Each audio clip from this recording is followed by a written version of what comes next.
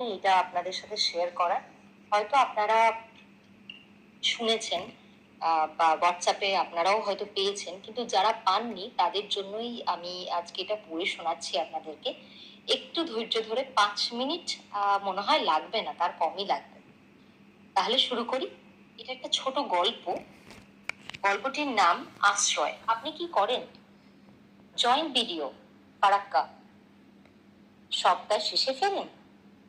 হ্যাঁ, ওই রকম আর কি। পরিবার? হ্যাঁ, কলকাতায়। বছর 10 হলো ফ্ল্যাট নিয়েছি। বাহ! বাবা মার সঙ্গে? না, শুধু মা আছেন। বাবা মারা গিয়েছেন। একসঙ্গে থাকেন? মা আমার কাছে থাকে না। বৃদ্ধাশ্রমে? মুখ দেখেই বুঝতে পেরেছি। গড়িয়াতে আমার একটা হোম আছে। কত বড় বড় অফিসারের মারা ওখানে থাকেন। আপনার মাকেও আমাদের হোমে নিয়ে আসুন, উনি ভালো থাকবেন। না না, আমি মায়ের অযত্ন হবে না, ভালো ডিসকাউন্টেরও ব্যবস্থা আছে।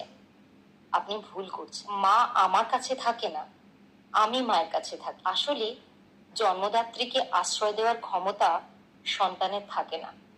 তো এই লেখাটি